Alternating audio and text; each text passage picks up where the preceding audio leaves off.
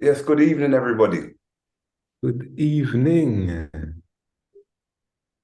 How is everyone doing? We got a lot of stuff for you this evening. Look like we got a lot of activity going on. Make Mhm. sure you have the correct attire. We should have said all that last week.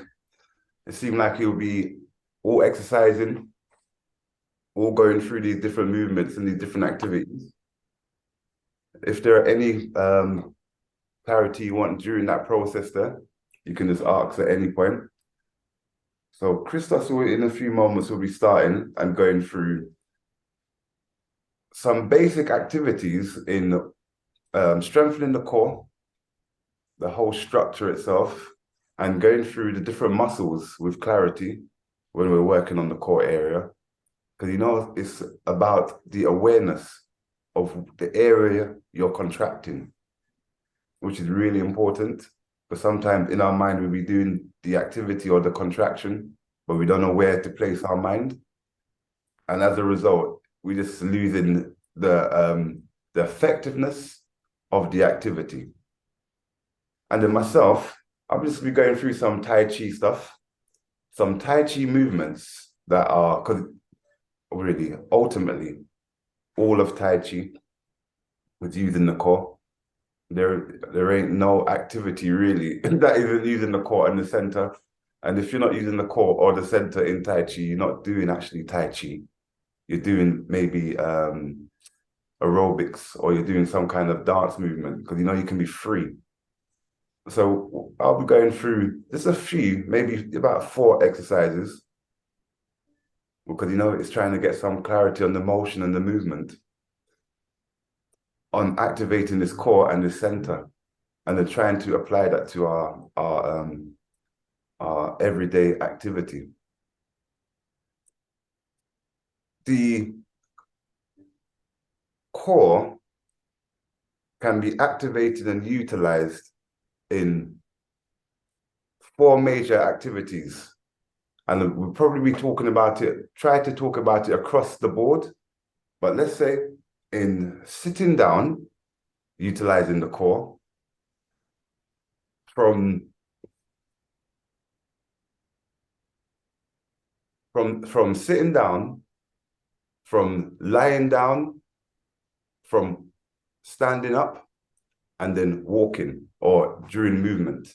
So we generally are talking about assessing the core and working on the core through movement. And most of this stuff through physio and that is through the art of movement. But we're going to be also, I want to be looking at the core while seated, the core while lying down, and the core while standing. And those exercises we practice will be fitting into those different areas there, which will give us a ability to use our core through every activity. And we're not just moving through the world out of our alignment or floppy. So the core, we always use it in activity and exercise as an intention. But the idea now is to change it, take it away from just activity and exercise and to incorporate it into our everyday life and activity. Let's go through the core with the idea, because we've covered all the muscles, all the tissues. The basic layer, let me just remind everybody. Actually, let me just remind everybody of the basic structures before we fly on.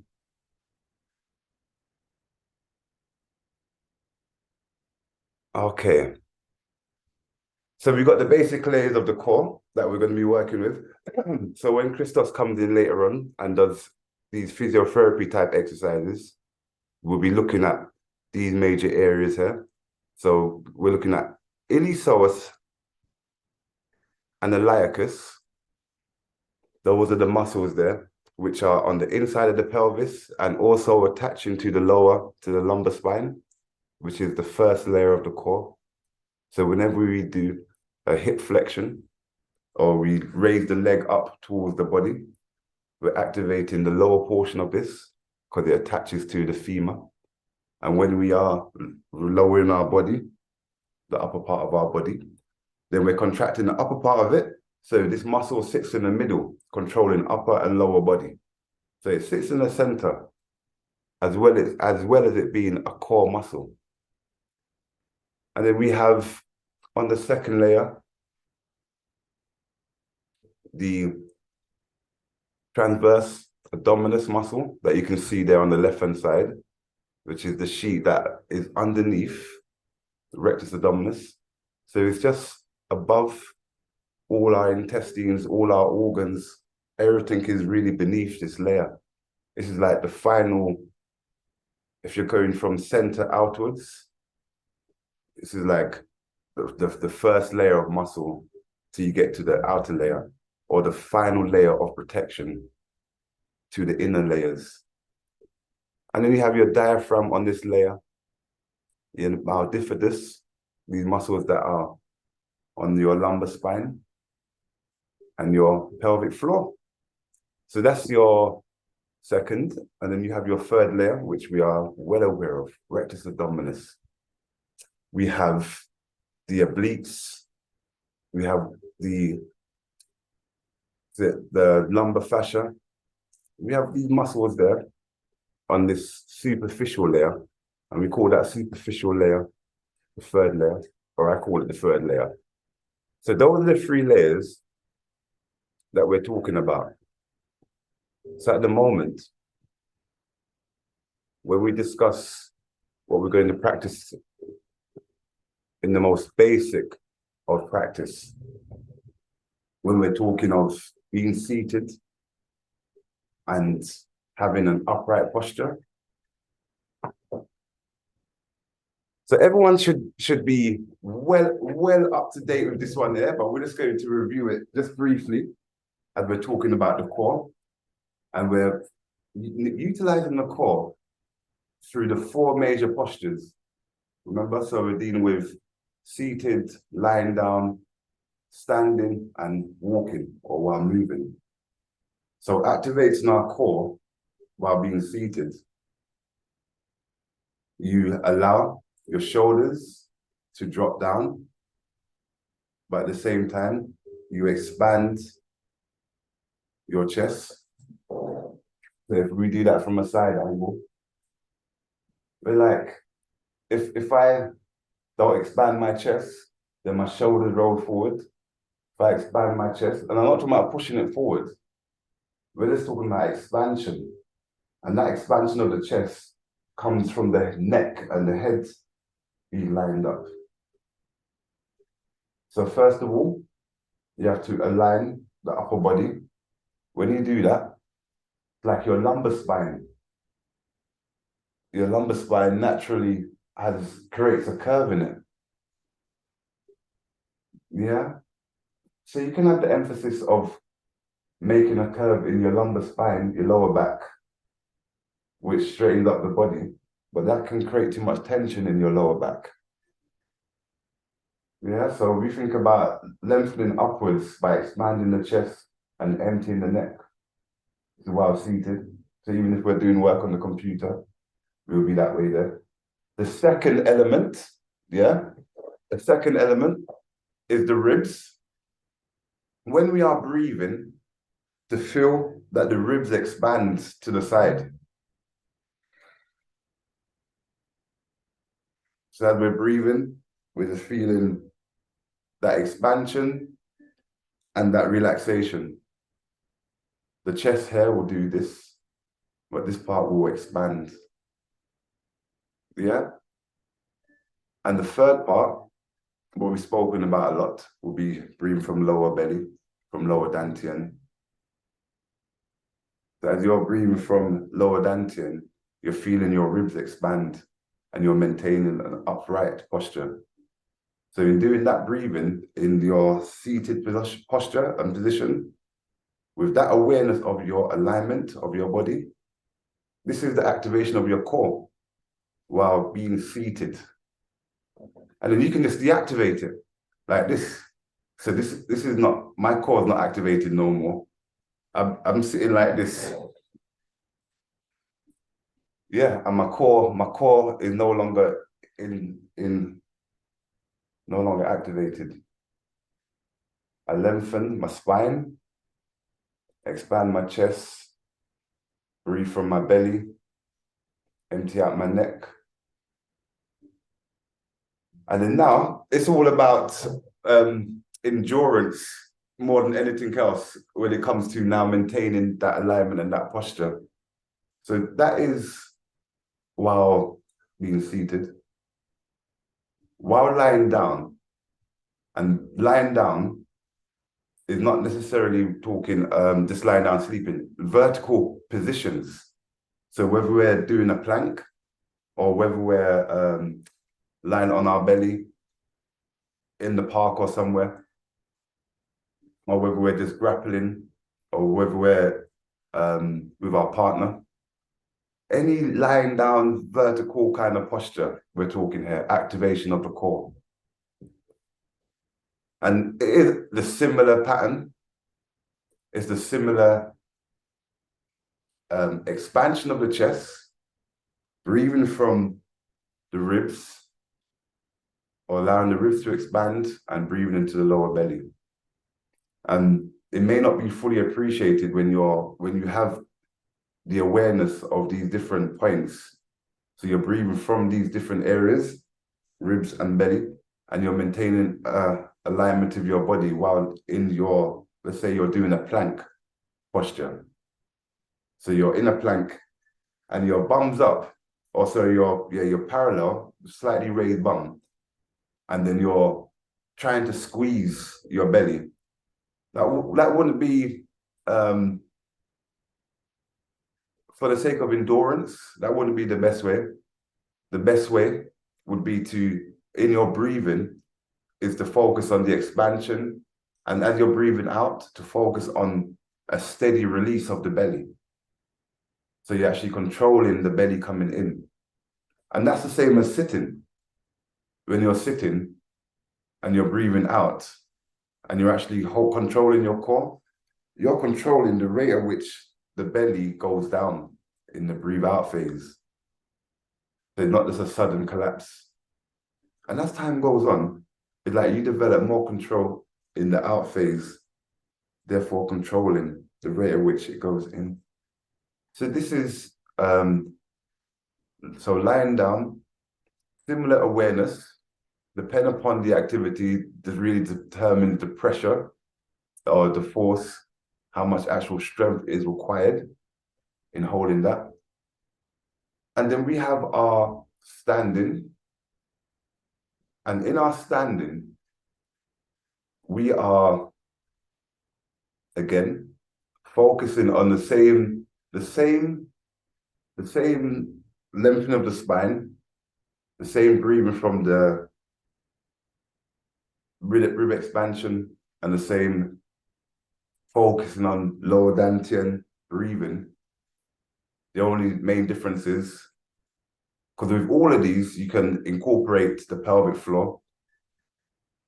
As you're standing, depending on how wide apart your legs are, determines how looser that space is.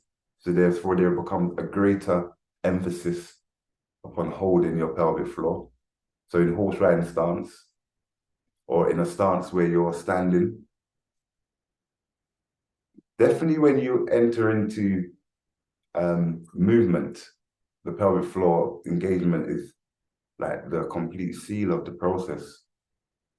While we're seated, you can incorporate the pelvic floor, but because you'll be sitting down, let's say 40 minutes, an hour, or 20 minutes, it's over a period of time, and you're doing an activity, the pelvic floor contraction is intermittent.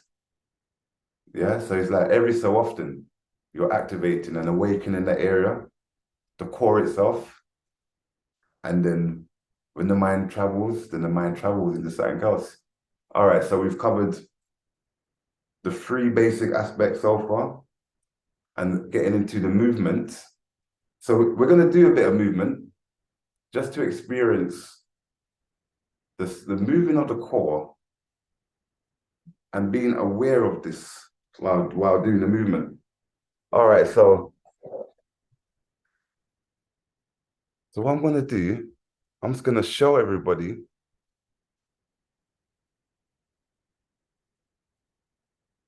Yeah, I'm just going to show everybody.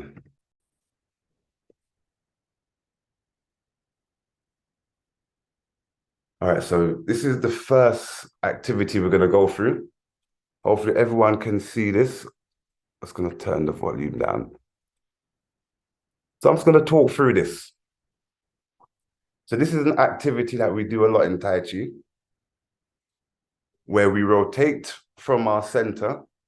Because really, when we say rotate from center, we're really saying stabilize your core, keep it steady, don't rock your pelvis to the left and right or your body, keep in your middle and move around it. So in doing this, there has to be a ground force connection going on in order to stabilize your core while moving. And then we also do this one leg forward. We can do also the other leg.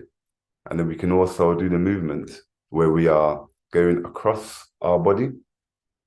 And while doing all of this movement, we are stabilizing, fixing the pelvis. We're controlling the movement from our hips. And really, we're trying to be as floppy, as comfortable. If you've got a bit of space to stand up for a moment, if you haven't been doing it already, I'm just going to demonstrate it this way first. So if the feet shoulder width apart, you're going to stand up. Yeah?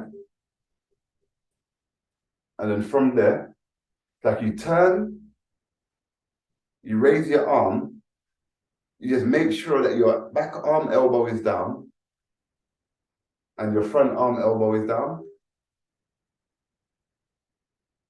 So I know who's been to class or done Tai Chi myself, know this movement here. But when you start moving a little bit quicker, and the whole of this movement is done from the hips. So as you raise your right arm, it's like you throw your right hip forwards, stabilizing with your left leg. And that fixing of that motion there as you're raising your torso is what activates this whole space to keep yourself in the middle.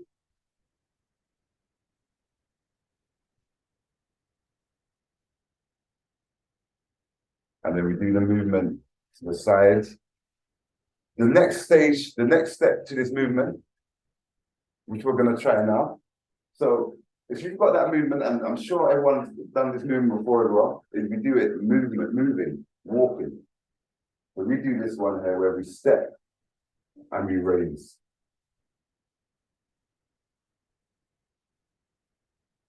Yeah, so we step, raise the arms up. And as we're doing this, it's like you have to stabilize all this space here. You have to contract all that space just to make sure that your body doesn't even rock over, to keep the balance. And your steps are still your normal walking step. So you're not walking one foot in front of the other. You're taking a step forward from the same position you start. And as you do that, you just throw the arm up, turn the torso as round as far as possible, but reach in front of you.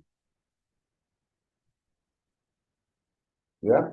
And as you're doing that movement there, you are just doing the motion, opposite arm, opposite leg. Yeah? So in Tai Chi, we do this so that we have ability to stabilize the center and the core while also moving the limbs and allowing the limbs to be loose and floppy at the same time as having the pelvis, the hip area fully mobilized. All right, so we're going to move on to, we've got another two exercises or so that we're going to go through. Have in Tai Chi, as well as mobilizing the limbs, by stabilizing the core. And in that movement, it's like you feel this contraction around your abdominal space and your ribs as you're turning. And you're making sure that your arms are going along the correct trajectory, which is forward or to the slightly off to the angle. That control there. So now we're going to apply the same. We apply the same with the legs. And with the legs, it is just a thing where we have a few leg swings where you are holding your center, stabilizing yourself with your one leg, and then allowing your other leg to actually go through the arc or go through the full range. We're only going to go through two of the swings, the first and the second one. And when you start speeding up this movement, it's challenging to maintain balance. So it's like you have to hold your core while raising your leg as high as comfortable. And as it drops back, you're just allowing your legs just to flop. And then it's like you throw your leg back forward again. So that's the first one. And then you have the option, once you have the technique, you feel comfortable, then you can just go for the whole body movement. Really fixing that leg in position. All right, so let's give that a try then. Our leg swing technique. And this is the second one. So everybody. So the idea with the leg swing, the idea of the leg swing is that when you are, so everyone up, make sure you've got enough space around you. And when you do this swing, just start gently first. Yeah? So you're not going to go too high with your leg. You can just allow your leg just to come to this height here. But as you come up, like you fix with your leg. So you're fixing with this leg, the leg slightly bent, the hip is slightly forward. Yeah. And as you're doing that motion there, to stop yourself from stopping yourself from wobbling to the side, like you have to fix and hold this space tight. And by doing that, it's like you maintain an expansion in your belly. So it's not like you're holding it tight by squeezing it in, like you're holding it tight, because this is also expanded. Your hips, like your hip is forward. And that's to activate the core, the psoas and the iliacus in the center, right? Attached to the hip, top of the hip, and to the lumbar spine. So by flexing the hip forward, like you activate the hip flexor. By expanding, you activate transverse abdominis. And as you're doing that motion there, that's why it becomes easy to do the motion fast or slow, because one is holding that space there. But once that space goes, then it just becomes a wobbling game. So the next swing, which was as brief that we showed, you're doing a similar where you are trying to raise your heel to bum and you're throwing your leg out. But as you throw a leg out, it's the same thing. You're contracting your hip, so you're activating your first layer of your core, psoas. So you activate the pelvis, the hip flexor. And you allow your leg to swing forward, stabilizing the transverse abdominis and contracting. As a bonus, your pelvic floor, but that will be contracted through you contracting your adductors. You know, as you're pressing down on your foot, and you're maintaining the balance by pressing with your big toe. So this is another way of strengthening the core that's connected to the legs by doing the second swing, or the first swing by holding the core space. So that is through movement. So when we're really in Tai Chi thinking about moving, lower limb or upper body, we are moving with this awareness of the iliopsoas and the transverse abdominis. Always. Yeah, you said that one, they work you up. We just got to, what's it called? Work on some low numbers and then build that one up. And then with the balancing stuff, you know, it's good to do that on floor, then to use a cushion, you know, and then to use like a thicker cushion. All right, so our swinging snake, essential for finding that connection to our core, to our lower limb. Essential. So we have, we're just gonna go briefly. Welcome everybody. We're gonna go through the flying. You don't even need to hear me talk that one through. I will just discuss this one here and we flow through. So these series of movements are really a step-by-step approach to understanding how to engage your core while moving, connecting with the ground, and allowing the body to rotate. So the idea is to have the pelvis even, so they're not, one pelvis doesn't go higher than the other. They stay. And then you rotate. And as you rotate, you're fixing one leg. And you're allowing the other leg to open up. So you're opening up your hips. Yeah, so give this a try. These first two are quite straightforward. And then the last one is this. Now this one really, because of the movement of coming up and then going over into a lunge, coming up and into a lunge. And when you start doing this quite quickly, there is a lot of backward and forward motion swing going on. So you have to really hold your core in order to stop yourself from falling over. So that is just the movements, just without no arm involvement. So as you can see with this here, it's really important to sit down as you rotate. And as you're rotating, it's like your shoulders, your neck, your spine, all that remains in its fixed state. It's your hips that is opening, and it's your waist. Yeah, so everyone got these movements there. So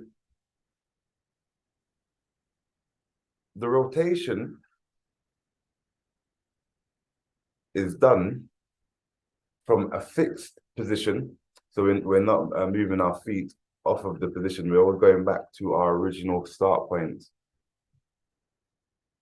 All about becoming consciously aware. So we do those three different leg movements, and they're all there to stabilize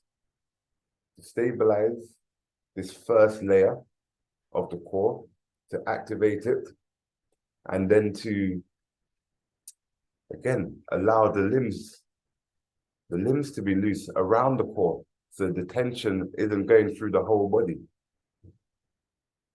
All right, so let's see what we've got now. So this is the movement that we were just practicing with our the 3 leg positions. And the quicker you can do this, then the more control you have to have of your core. So we just slow down initially, and then we just speed up.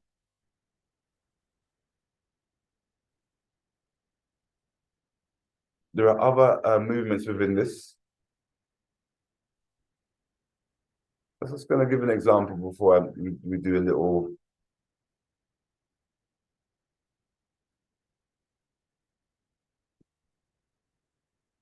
And then you have, and all this, the same, holding your center, your core as you're rotating. Wow, when you go through this motion here, it's like you just feel a lot of work going on in your groin, in your hip, in your abdominal area, in your waist, your side.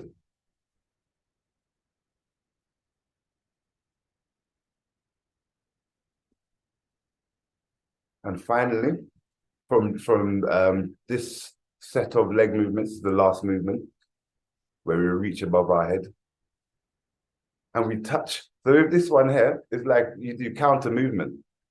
Your legs are going down and your arms are going up. You're sitting down and stretching up. And as you're doing this, you're tilting your pelvis. So your ribs at the side are expanding in your thoracic area. You're breathing into your belly. You're tilting your pelvis and you're reaching your arms up. And all this is contracting and activating all of the muscles in that centered area. Although all this stuff here come like coordination.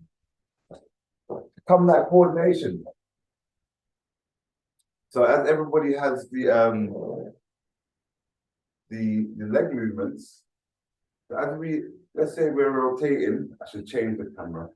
As we are rotating on our toes, we're just gonna do the lunge one.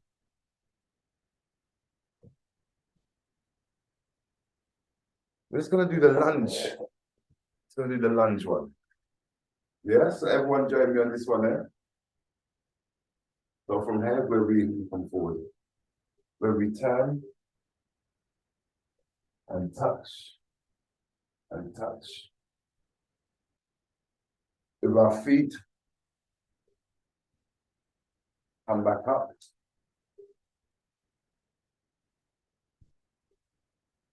And as you're doing this, you make sure that your feet is facing the direction that you're going in.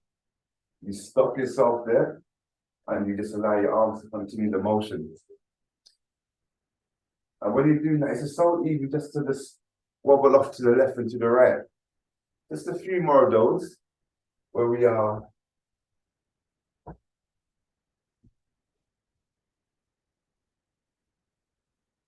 Yeah, find your center, and then to the other side, find your center, and to the other side. And all that again is stabilizing each time you go into a squat. It's stabilizing your core. You're holding your core in place each time you do that motion there. Okay, so this one here. Okay, so the final one that we're gonna look at. And we're not gonna overexert ourselves doing this one here while practicing this. And this can be done seated as well as standing, where you hold your arm up and you're coming back and you're coming round and you're swinging your arm back. And while you're doing this, you're stabilizing in your hips, your transverse abdominis. You actually really feel that whole space activate. So the whole of the core is activated through the whole of this movement. And at different parts of this movement, we are experiencing different parts of the muscle being challenged.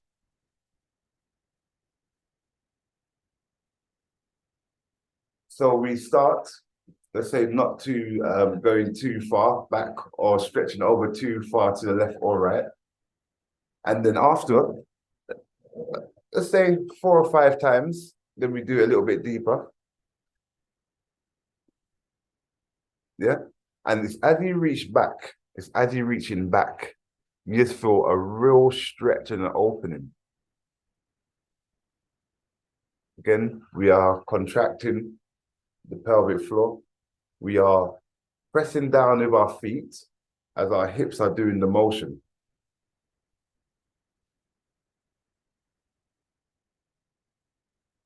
So we have this movement, but we also, what we're going to do,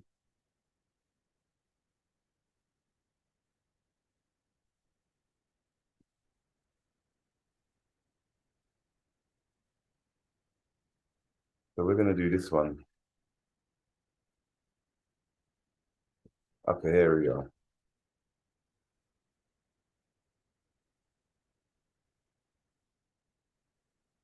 All right, so this is what we're going to go through. Yeah, so the other one, we are in our center. But with this one here, it's like you're shifting your weight from your left to your right leg.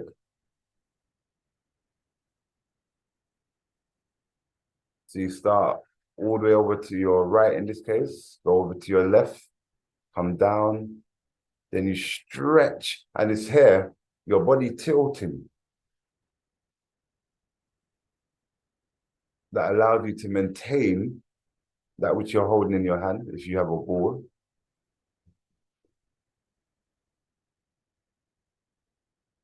And you just feel that whole space again just open up. And you feel, once you've activated that center, you feel that connection all the way down to your feet, into your knees.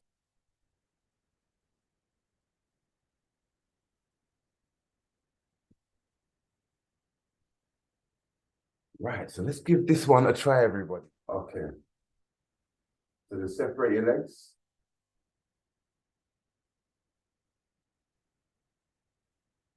So you have your right hand up. I'm just going to lean over to your right. So your body's in your center, your weight's on your right leg. Your left leg feels empty. You're going to allow the arm to cross in front of you, all the way over to your left. Now your left leg is bearing the weight. You're going to come down. So you come across your center and you are in your center. You're going to turn. And as you do that, you're going to open up and stretch the front around and over. Then you're going to come back the way you came, stretching back, round. Then your hand will come under, so you're in your center, over to your left, and over to your right. Yeah. Try the other side. With the left hand. So you're reaching over, you're going to come over to your right. Your hand's going to come down to your center. You're going to turn your fingers out, and you're going to turn round. Reach over to your left, then right. You're going to come back, round, into your center, over to your right, and left. All right, I think we're going to leave it there. So that is just a few activities that we focus and we do in Tai Chi. This is a few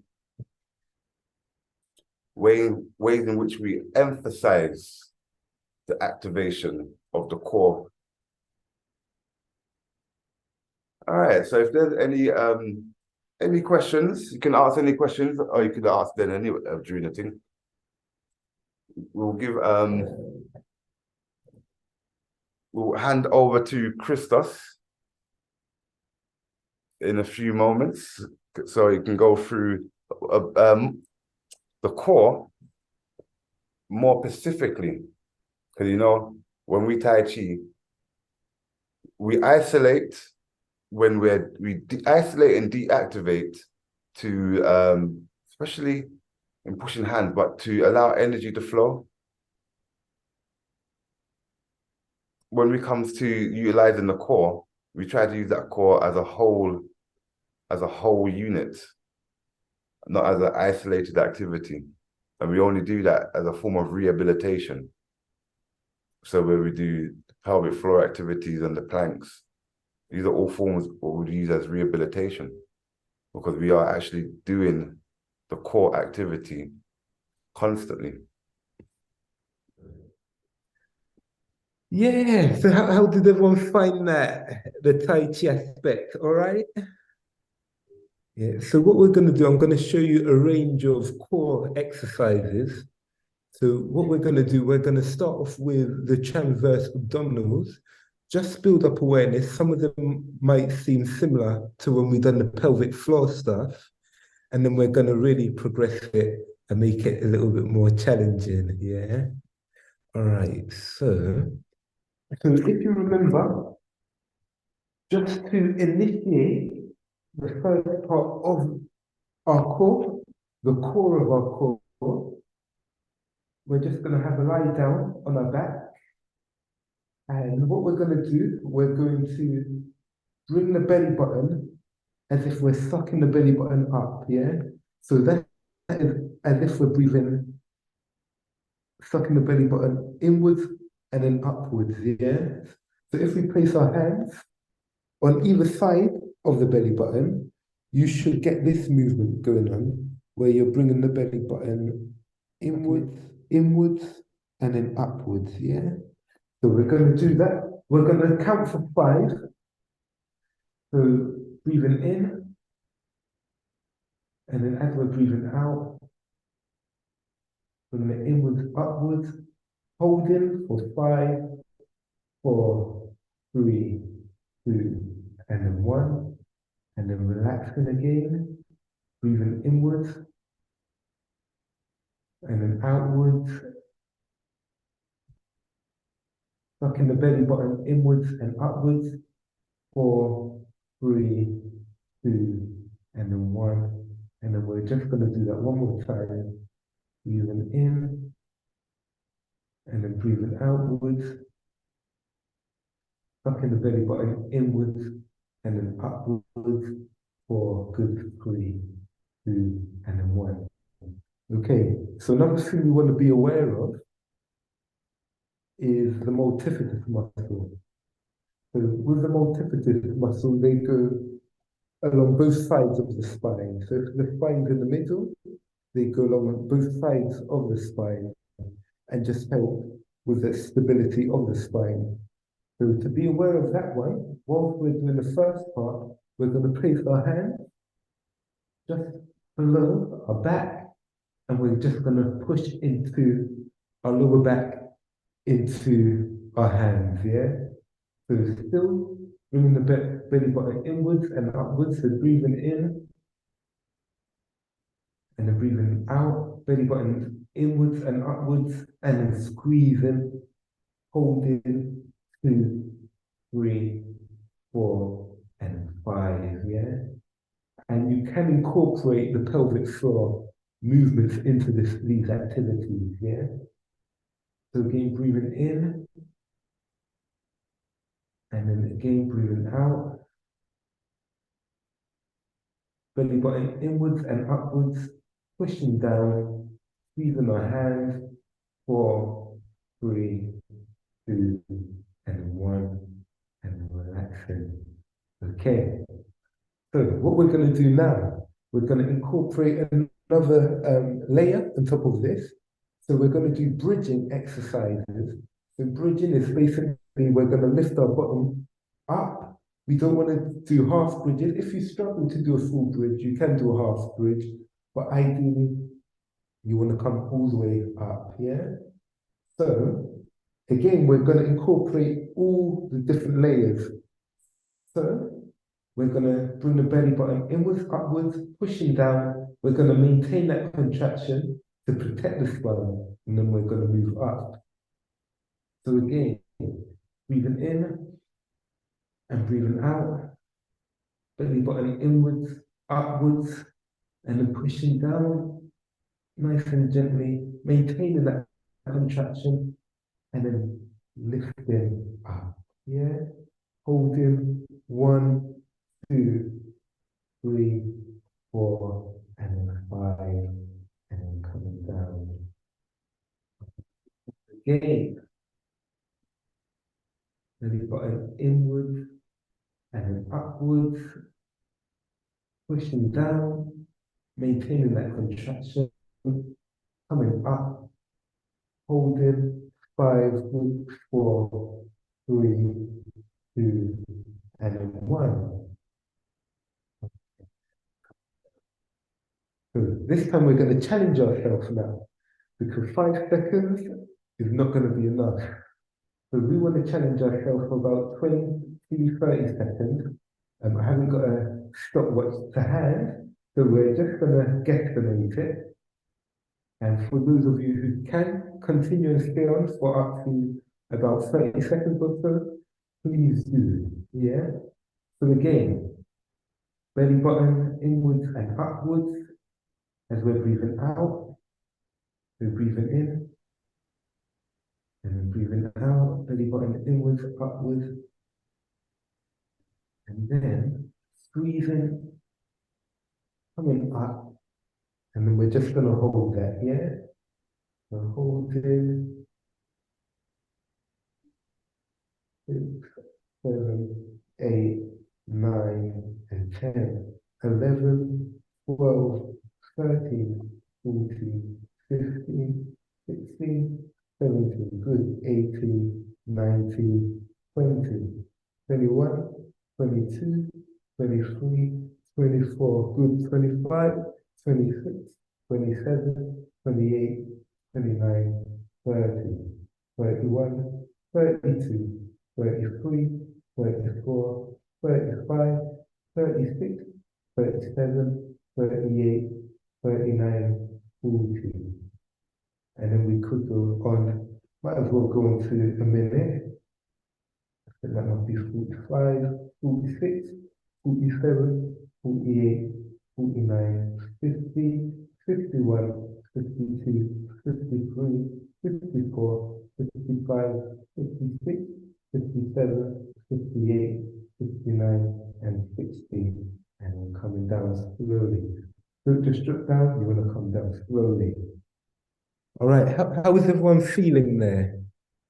Yeah, everyone's good? All right, so I'm going to show some variation. Yeah. So for those of you that felt it, you should feel that along the back, definitely the glutes as well. And if you're controlling well, you should feel it also around the abdominal area, yeah? So if you've got a black band, what you're going to do, you're going to just place it. And remember what we were saying about the core is not just the transverse abdominal, not just the multifidus, not just the pelvic floor or the diaphragm, but it also includes things like the glute medius muscle, which is helping us stabilize ourselves. Also the abdominal, the rectus abdominals, also the obliques, you know, all of these other muscles around comprises of the core. So just make sure I'm in frame. And so, if you can see, just placing the band just above the knee, yeah? And then what we're going to do with this one, we're going to work a little bit on the glute medius muscle, because this is all to do with our stability. And we're just going to open it up a little bit, yeah?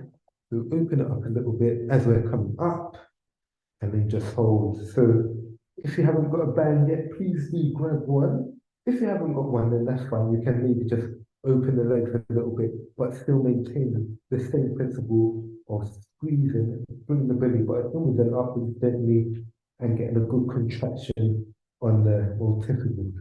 So starting again, the hands behind the back and taking a breath in and breathing out.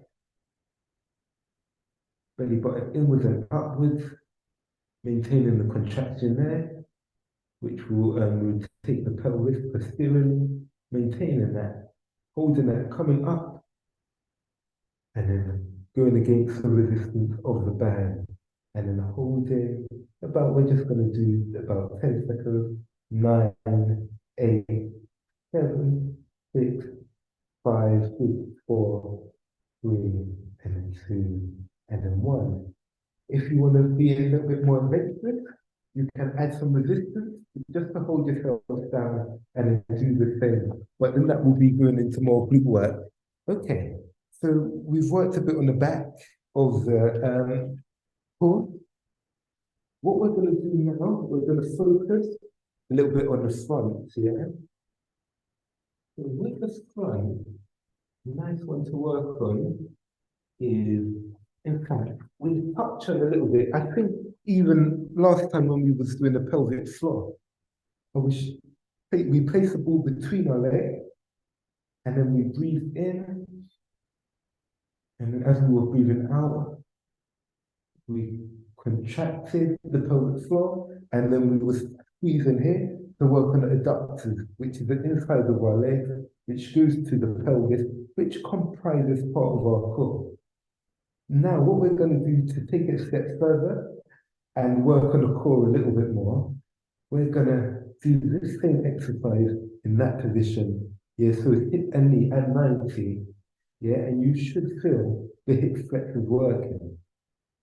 So what we're going to do, we're just going to bring the hip knee up to 90 degrees, squeezing the ball, holding 5, 4, 3, 2, and then 1, and then relax in there. Not allowing your foot to drop, you're just going to hold it there. Again, 5, 4, 3, 2, and 1. Relaxing. Again, squeezing. 5, 4, 3, 2, 1. Relaxing. Keep holding, and squeezing. 5, 4, 3, 2, and 1, and relaxing. And then we will just do one more. And 5, 4, 3, 2, and then 1. And then relaxing there. Yeah. How was everyone finding that one? Okay? Yeah, so that one's going to work your hip flexors, but also the adductors on the inside. Yeah. All right. So one of my favorites is what we call the dead bug. Similar positioning, just making sure I'm in frame, but the hands are up and then the knees are up like this. And what we're going to do, we're going to do one hand up, one hand down. It can get confusing when you're starting this one, and even when you've practiced for a little while. But you're going to straighten one leg, and you can't see, but my leg is going straight. It's not touching the floor, but it is going straight. And then my other hand is going up. So this one will be going up, and then the other one will be staying still, yeah? And then you return, yeah?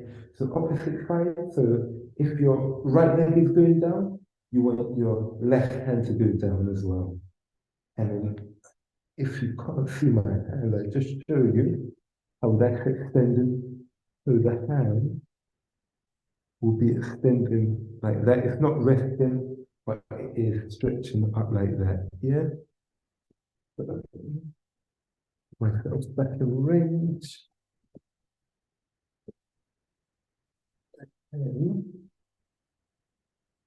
again, like this. So you bring the screen back a little bit so you can see them. So just like that, that's perfect. And then opposite hand, opposite leg, holding 5, 4, 3, good, 2, and 1. And then you return to the start, and then you go back. The other side, 4, 3, 2, and then 1. And then return, and then 5, good, 4, 3, 2, and then 1, and then return, Again, how's everyone feeling? 3, 2, and then 1. 2 more. And it's so easy to forget to try and bring the hand as straight as possible. And sometimes this one will go down, but keeping it up. And then return. And the last one, all the way down, all the way straight. 4, 3, 2, and then 1. Right. If you're struggling to do that one, a beginning stage would just be doing this movement and then just one leg down, bringing it up, and the other leg down, and then bringing it up, yeah? So you can practice that one as well. And you will feel it start to burn in the core. Right. For those of you that want to make it a little bit more challenging, again, you can use the band. You are placing the band just around your knees, yeah? And again, same principle. The only difference is you're just going to get a lot more resistance. Yeah? Always try to start at the start position and then down. Sometimes the band acts up a little bit, so we'll want to roll down. So you often find that you have to reposition once in a while, or just kind of stretch your leg in a way where the band is not going to go down. So that's if you're doing it the easy way. And then challenge yourself a little bit more. Just doing it that way. And then the opposite arm, opposite leg. Right. Again, another way to progress. Getting some weight. And you can use 1 kilogram, a tin of beans, 2 kilograms, whatever you're working with. And then you can do the same thing. Yeah. And again, bringing them both up, one down. But again, with the weight, you're not allowing the weight to pull down. You're just holding it a little bit above, yeah? So you find where it is down, and then you're making sure you're going a little bit up. And then the other side, again. You're really just trying to keep that core engaged throughout the whole of the movement. Okay. So, we've done a bit on the glute medius already when we was doing the band and we was doing the bridging. What we can do, just to again work a little bit more the obliques and stuff. You know, so when we're doing the climb, we tend to, I don't know if you can appreciate the angle, but my knees are at 90 degrees, and then my hip is in line with the ankle. So then what I will be doing is opening up. This is just a typical climb. So I will get that roughly 90, get my ankles in line with my hip bone, and I will do that movement there. But I will do that movement lying down, but I wouldn't roll back. If I roll back, that's cheating. But if I do it keeping the pelvis forward, then I'm really going to work that glute medius. Now, what we're going to do, we're going to do just that a few times to appreciate what we're going to do for the next movement, yeah? So if we get into position, keeping forward, hip at, knees at 90, ankle bone in line with the hip bone, keeping it forward, holding 2, 3, 4, and then 5, and then down, and then again. We do it about 3 times, 2, 3, 4, and then 5, and down, and then one last time, 1, 2, 3, 4, 5. Again, we don't want any rolling back, yeah? Okay, doing the same on the other side, just to even things up a little bit. So again, knees at 90, ankle bone in line with the hip bone, and then we're gonna go up 2, 3, 4, 5. And you notice it's not really a big movement at all.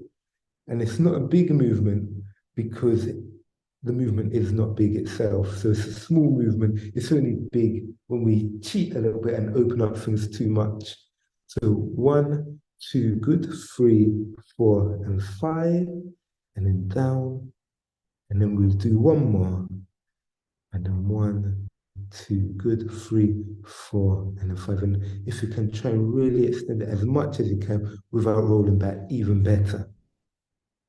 Now, to appreciate the next one, we're going to bring this a little bit straight, and then we're just going to get ready to go on our elbow, because what we're going to do this movement here, and then we're going to open up at the same time. So we're working on our side, opening up, get into camera range, and then holding 2, good, 3, 4, and then 5. Yeah, so you could either keep in this position, or you can rest and come down a little bit, yeah? But what we want to try and do, we want to try and just make that area a little bit more straighter than what we was doing before, yes? So what I mean by straight, that you might not appreciate the angle, but if I'm like from this angle, where we was doing the original one like this, you might want to bring that back a little bit, and then just to get you in that position, yeah? Again, and then the knees back, and then hold it, 2, 3, 4, 5. Keep this nice and straight. 4 and 5, and then down. And keeping up if you can, it's really going to work this side. Hold, 2, 3, 4, and then 5, then down. And then one last one. 1, 2, good, 3, 4, and then 5, and then down. Let's swap into the other side. All right. No, same on the other side here. Hold in. Oh. 1, 2, good, 3, 4, and then 5, and down. And then 1, 2, 3, good, 4, and then 5. And what you will notice is you're not just working one side, you're working the whole of the other side as well. Last 1, 2, 3, 4, and then 5, and then down. All right. So we've worked a little bit on the side, we've worked definitely the back, we've worked a bit on the front as well. Okay, so this one, what we're going to do, this one is a little bit more dynamic. So what we could do, the thing with the core, you can really make very interesting by experimenting with quite a lot of things. And, you can do partnered exercises. Almost anything we do is going to incorporate the core. But just by doing some exercises that are strengthening the core, or initiating the core, so these simple exercises help us to focus on the core, so that when we are doing exercises or anything, we can feel and engage the core throughout anything we're doing. We're always going to be using the core. However, the difference is our awareness of the core when we're using it, yeah? So these exercises are just to make you a little bit more aware. One of my favorites is the Russian twist. So I'm going to show you a simpler version without keeping the legs up and then rotating. What you can do simply is go on your heels and just rotate, yeah? And you will feel muscles working, especially after everything is done. You feel some level of activation. Yeah, but simply, this is what you're doing. If you have any spinal problems, it's not really advisable to do this one, especially without it being cleared medically. Um, so the last two ones that we did is definitely something I wouldn't necessarily give with someone at the beginning stage of back pain. The first ones where we was contracting, lying on the floor, rotating the pelvis, even things like bridges. These are things that I would give someone, but again, everyone's different. So all the exercises that me and Sophie has showed you, you have to make sure you're medically fit and you have got clearance from your GP or a healthcare practitioner that you're seeing. And if you have any pain, do let us know. You can pop a separate email and we can try our best to advise you from there. But yes, so once you've done this one, you can, making sure I come to shot again, you can just lift up the legs and then do the same thing. Yeah? And sometimes the more advanced you are, the more you will try and make that V. If you find your legs are going everywhere, you can practically cross over the legs a little bit and then do the same movement. Yeah. If it becomes too easy or difficult, you can just do it with your hands, rotating that way. If you want a little bit more of a challenge, you can get something like a 5 kilogram ball and then do exactly the same. Yeah. Sometimes it's funny because even the heavier an object is, it seems to be the more kind of grounded and stable you are. So sometimes it's about going through a variation and a mix, yeah. So, don't always do it with something because there is that training effect. You get more used to it. So someone like me, I'm very used to this ball. I would want to challenge myself with lighter weight. So I'm not necessarily relying on the weight of the ball to keep me grounded. Whereas if I'm doing that or something like that, it's just working on the neural system a little bit different. So switch it up. The body gets too comfortable too quickly with tasks that are too easy. Yeah. All right. So I'm going to show another one. And this is a good one because, with this one, Russian twist, we were working a lot on the obliques, but, we can target that upper core. And a really nice way to target that upper core is going to use a little bit of weight just to stabilize my leg.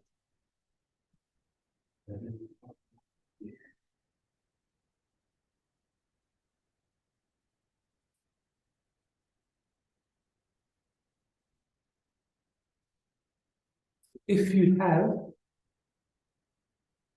you can put it underneath a chair. You could get someone to hold your feet. This is where you're looking for a little bit more stability. So this one, so we have a sit-up. So we have our conventional sit-up. Not necessarily do you want to rest at the bottom, but you're coming up and then you're coming down. You can rest at the bottom if you're starting off, but if you really want to challenge yourself, you wouldn't. Just stop a little bit from the ground and then coming up, down. Yeah, so that's a normal sit-up. However, with this exercise, what we're going to do, we are going to use a ball, and I just want you to see what's going on with my hands, or my arms, I should say, but coming all the way down, all the way up, and then come up. And what I'm doing right at the end is I'm reaching at the end, yeah?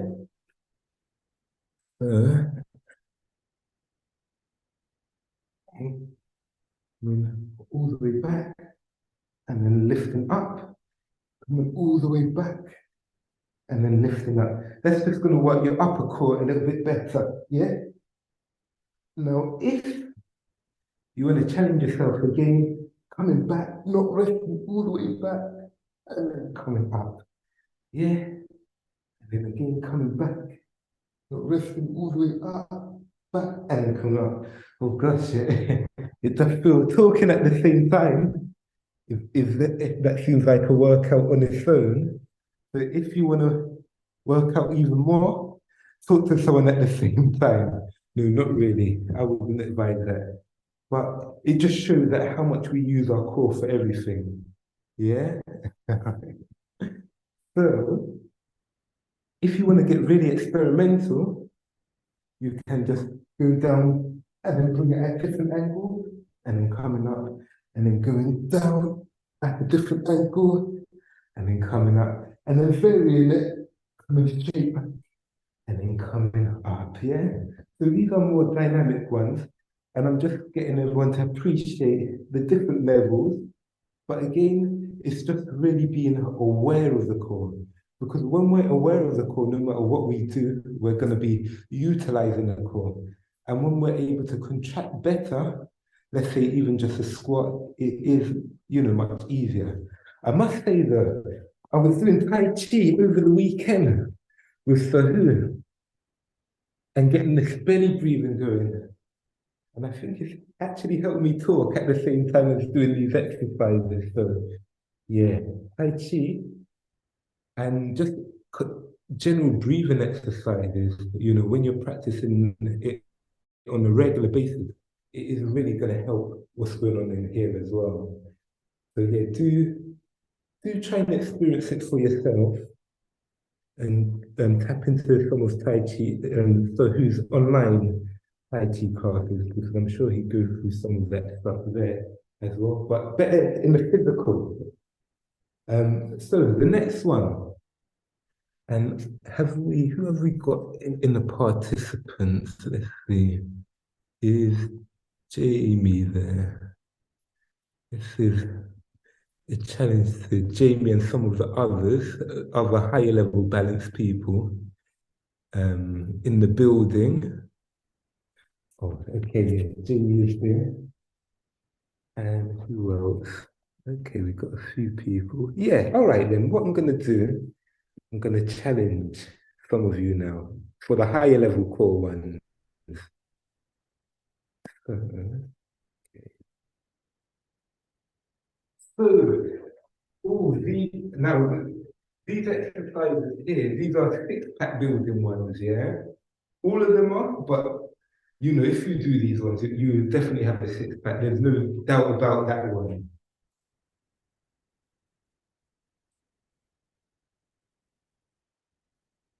So these are not expensive relatively. But what you can do with it is quite nice, yeah?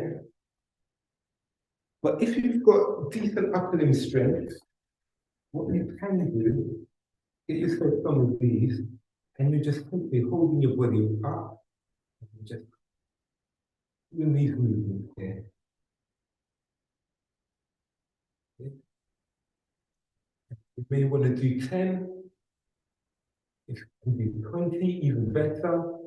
If you can do 30, it's really amazing stuff. But then whilst you're doing these exercises, you can switch it up a little bit. Now this is where it becomes a little bit more challenging. And this is where I think the who's breathing exercises over the weekend is helping me talk, because I've never talked and done these ones before. So I think my voice is not sounding too broken. So that is one step. Then if you're feeling a little bit adventurous, then you just add a little bit of weight. It doesn't have to be heavy weight, because it is the core muscles we're talking about. Even without any weight, it's challenging enough. But then you can place weight between the feet. Now, if you can do these and you're strong enough, this is a six-pack building stuff, yeah? Okay. Another one, and that one's one of my personal favorite ones. Another favorite one of mine is just bringing the leg up. Yeah. The straighter the leg, the better. But if you've got tightness in the lower back, you don't want to force yourself, but you don't want to be bent too much, or that's like doing the first one. Yeah. You want to try and keep the leg as straight as you can. The good thing about these now, you can't cheat much with these. If you cheat too much, you probably will end up on your back or on your face. So sometimes you can use momentum just to swing. That's the swinging, yeah? If you do that too much, you might find yourself on the floor. So you always want to try and control. But again, these are the higher level stuff, yeah? If you're really adventurous, when you build up strength, you can start adding a little bit of weight, yeah? So again, it's the same as the first one, which we was doing this one, but you just add a little bit of weight.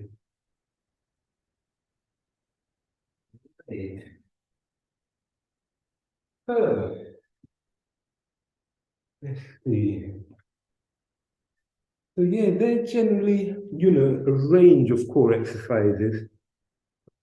In all honesty, the best type of core exercises it's just being aware. You can do all of these fancy stuff to look good, but there's many people without six packs which they're just solid in their core through the practices they do. And these people are the ones that are building up the strength through daily practice, yeah? So for example, a bag of shopping, let's say, these days it can be easily 10 kilograms. So it's more important when how aware you are when you're carrying your shopping. Are you carrying your shopping like this? Are you doing this type of activity? You're carrying your shopping, or are you holding your core up, trying to walk straight and then holding the shopping?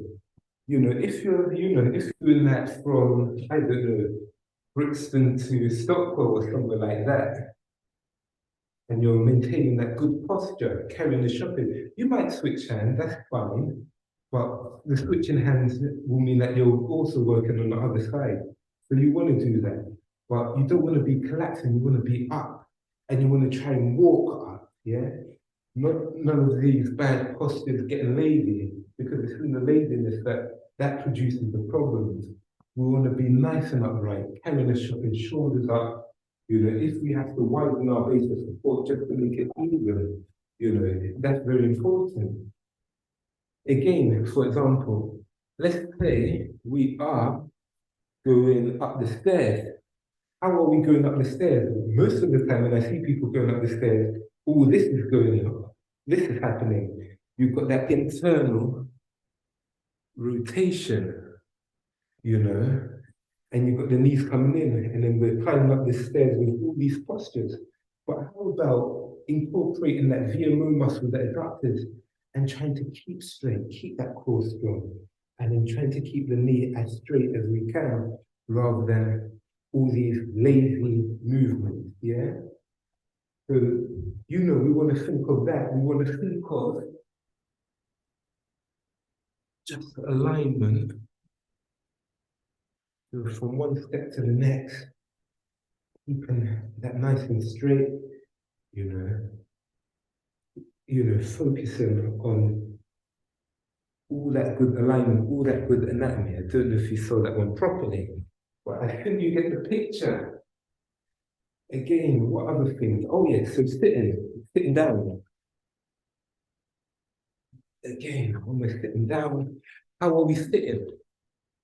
I mean, sitting down is the best time to even incorporate our breathing. Most of the time we are going to sit like this, but then can we incorporate that core to sit upright? So this is switched off. This is off now. And as it's off, I can feel my muscles pulling in the lower back. I can feel my shoulders rounding a little bit. I can feel tension in my neck. And then remember, we're sitting like this and then we're on the computer, but we're not utilizing our muscles. Let's utilize our muscles. Let's be upright. Now I'm using my core to keep me upright. Now, if I'm sitting upright every day for a long period of time, this is going to be much more beneficial than doing exercise once in a blue moon. This is the exercise now. If you're feeling adventurous, you can do things like wear a weighted vest or something like that. I mean, it's not really necessary. It might be a little bit over the top, but it depends what you're trying to achieve. You don't necessarily have to go through that extreme. Instead of sitting on a chair, what you might do, sit on the gym board. Now you have to keep a little bit more switched on. Yeah. So, you find that depending on how inflated the wall is, the posture will get a little bit more challenging, when you're trying to type. You just want to make sure you're nice and upright, engage in the core, sitting straight. The gym will help you do that a little bit more quicker. Yeah. So yeah, just think of the everyday activities. Oh, another one. So like waiting for a bus, just standing on one leg, but not just standing on one leg, but standing on one leg and then fixing our posture. Yeah, nice and straight. Not just, that's simple. Maybe standing on one leg. You can do it anyhow, But when you're standing on one leg and then you're nice and upright, you will feel the muscles moving. And then you just go to the other leg. You don't want to be collapsing your leg in. You want to be nice and upright, nice and straight. Yeah, and that's just simply standing on one leg. Yeah.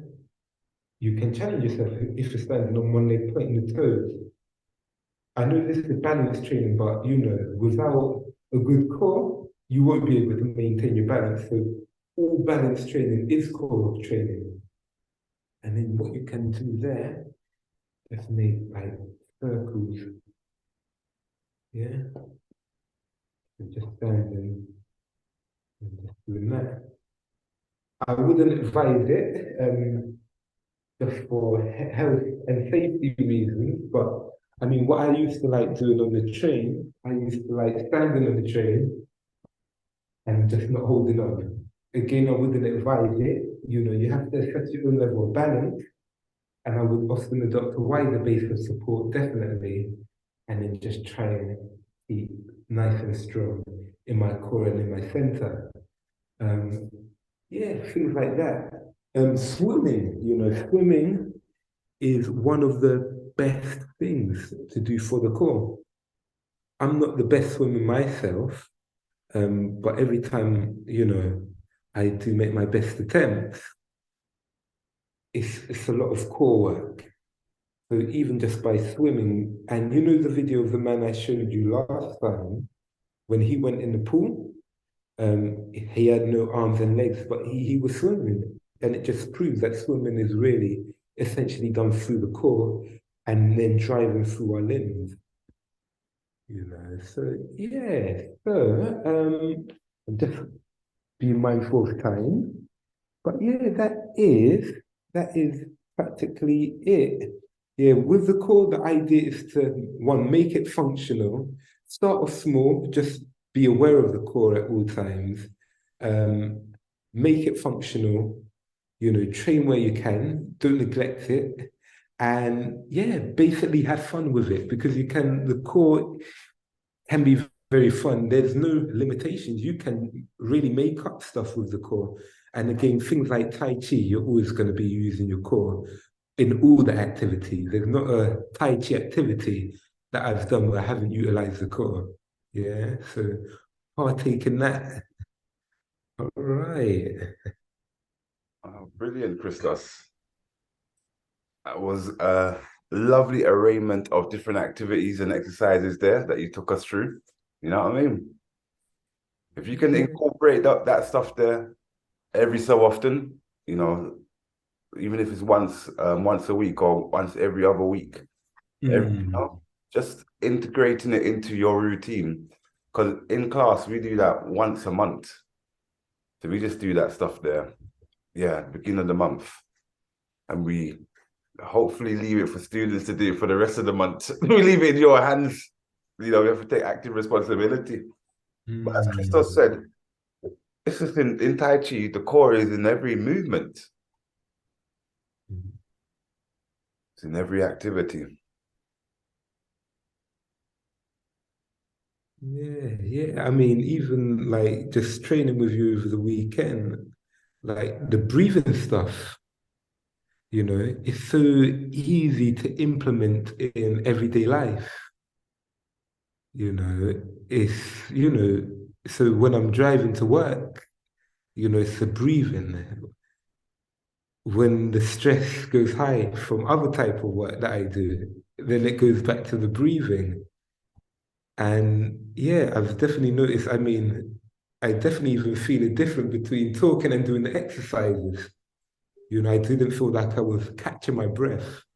And my background is, someone that had, childhood asthma, which definitely I felt it affected me in my adulthood. There's no doubt about it. And it just really shows you the remarkable healing capacity of the body. Because even by doing certain exercises, and I think the most important thing that anyone can do is start off with the breath. Yeah, Once definitely. you get the breath good to a certain degree, everything just becomes so much more easier. And Yeah, then you feel all the, like scar tissue everywhere else in the body, which has been dormant, the stagnant tissues that are inflexible. You think it becomes a norm. So, when I see a lot of patients, there is a lot of, they believe their problem started off with it, them believing that that's the norm. So that tightness in that shoulder, that's the norm for them. You'll be surprised that how you're breathing, how you think is the norm. But the more you investigate, the more you do things for it, you will realize actually, gosh, I've got a big problem here. It's a problem in the sense that, it's just a problem, but it's not a problem in the sense that you never thought it was a problem just until you become aware, you back know. over the time. Yeah, yeah, it is over time. So yeah, really just focus. I would say if I had to challenge you, just focus on your breathing and everything will become easy. Everything will just go into place. Yeah. There's a good book. I forgot the name of the book. It's a groundbreaking one. It's I think it's called Breath or something like that. And he looks at other, I think I mentioned it a bit last time. I'm just seeing if I can find it at the same time. Is it this one here? Is it that book there? Yeah, that's the one. When did you get that one? A little while ago. It's, All right, that is the one. brother's I done think good research. This James Nestor. Hmm. I think he's got a few podcasts out there as well. But Yeah, he goes to different cultures and he finds out how they're breathing and the importance and the emphasis they put on their breathing, because it really shifts your whole dimension, your whole reality. One of my favorite rappers, Kambata, he was saying about oxygen being like a psychedelic, you know. true. And he's the master of words anyway, but he is right how the breath, the exchange of oxygen really alters our whole experience, In you know, reality, yeah. of reality. Yeah, it opens up things, you become more aware and you become more present as well. You definitely become present because well, especially I know with the initial stages where I'm at, where breathing is making me grounded more in that moment. And it's hard to not be grounded and breathe. Telling you. They work hand in hand, like hand and glove. Yeah, yeah. And the thing just comes. Someone was asking for the name of the author in the chat. Oh, that's why I just put him back up there to show. But Let me that is, type it. James Nestor. Yeah, James Nestor. And then breath, the new science of a lost oh, thanks, art. Charlie. Yeah, that's the one. Oh, thank you, Jamie, as well. Oh no, sorry, I just sent that one to Jamie for some reason. It's all right. You already done that. Brilliant book. Brilliant book on certain special techniques as well. You know, like side breath, the double breath, how different breathing thing, how it activates different mechanisms in the brain. You Hmm. have your exhale, because that's what Christos is really talking about. The ability to talk and do an activity is all to do with your the exhaling of your breath and the holding of your breath. You're holding Hmm. your breath while you so I'm not holding my breath right now while I'm talking. So that's how long Hmm. you can hold your breath. But then there's like a little release of your breath in between each moment, like Hmm. what I'm doing there. But all Hmm. that is all your core that you're through your breath that you're controlling. Hmm. And we practice a lot of inhale breath, inhaling. How long can you inhale? But then the other two mechanisms of how long can you hold that pressure and then how long can you take to release that pressure, those two are controlling the core. Yeah, yeah. And that's the most important thing. It's about not breathing in, because we all do that, but it's about how we expel the air out. So singers will appreciate that. The rappers, I mean, um, I know there's a lot of studio recording, but people like Biggie, Biggie was a master of that. But he could play. I think he could play. I Yeah, think even Nas, he could play the saxophone, or he was taught, and he had that capacity, because I know they base it on people's ability to be able to excel properly. So when you look at people like Nas, the rapper, one of the best to ever do it, he had amazing breath control. I think Biggie had an even more amazing breath control, because just bigger the lungs. size of him, Just the got size bigger of the lungs. lung. Yeah, Yeah. it's how you use it. It's the Mm, size, but it's how you use it. He's got more ability to hold more oxygen. It's like mm, them saxophone players or these yeah. people that play these wind instruments. Mhm. You have a And lovely ability when you're playing the flute because you're blowing out for a long time. You can be blowing a note for all 30 seconds, 20 seconds. They don't even acknowledge it. yeah, yeah. And even asthma, when you look at asthma and a lot of these conditions, the problem is the lungs are so rigid. So even when the breath comes in, the asthma attack is like the air is in, but you can't really expel it out because of the mucus and stuff like that. So even just having that ability, that's why they measure it with a peak flow meter, which is a device with a little kind of movable thing that when you blow out, it moves. You have to really out. And you can see that people with asthma, it doesn't go out that much because their ability to expel the air.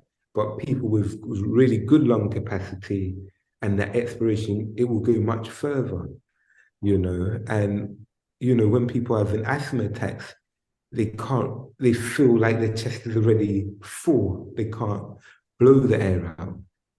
And, like asthma, like many other conditions, of the lung, bronchiectasis, COPD, which is asthma in that category as well. That's just what they say, chronic obstructive pulmonary disease. And then you've got like cystic fibrosis, but that's more genetic and to do with the mucus. All of these things, lung conditions, there's a problem getting air out of the lungs, because we all can get lung air into the lungs, but it's about getting it out of the lungs and how our ability to retain the air, which causes a lot of the problems. And that pressure from that stuff you described is all in the abdominal cavity. That lung activity is controlled by diaphragm and how the diaphragm pressure is shifted into Are the. you frozen or is it me that's frozen? You're looking pretty good there in a frozen state.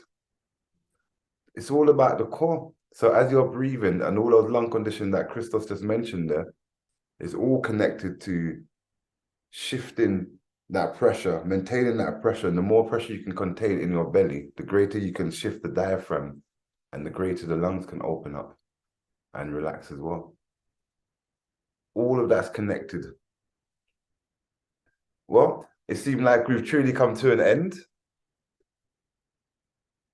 If there is any other statements or any questions or anything, in the next 2 weeks, we will be doing a talk on. Christos has got somebody coming in who's going to be talking about the abdominal area, about nutrition, things you can take, things you can do to alleviate any conditions, any discomforts. So we're talking like looking at gut health in the next 2 weeks. And we have a presenter who works down in Balham. I said it used to be called, Nature Intended. But they call it something else now, Planet Organic or something. Yeah, she's a herbalist. She's a nutritionist down there. So she'll be joining us and going through a lot of amazing information. Yeah. All right. So we'll be leaving. Just finish telling everyone, Christos, about the young lady who's going to be presenting in 2 weeks' time. Yes, yeah. Audria, amazing lady in the community. I send a lot of my clients to her for, nutritional advice. She's based in Planet Organic in Balham. And yeah, sometimes a lot of the physical conditions, they need the balance of nutrition. I mean, quick example, things like even frozen shoulder, you go to your GP, they say, oh, you got a frozen shoulder. I've got a frozen shoulder. They will tell you, okay, it can take up to 2 years to resolve itself. People are like, well, we haven't got 2 years. A lot can happen. Um, and, it has been proven, I wouldn't say medically from the research, but, you know, from experience. And there's probably research out there, but sometimes we've just got to use our common sense and experience to appreciate what's going on. But yeah, she's an amazing person. She's going to be talking about the gut because, a lot of things are saying everything starts from the gut. But I won't go too on. I know everyone's got to get to work tomorrow, but she will be joining us in 2 weeks' time, which I believe is the 16th of March. Yeah. All right then. Thank you all. All right. Good night, everybody. Good night and thank you. You're welcome. Bye now. See you in 2 weeks. Bye. All right.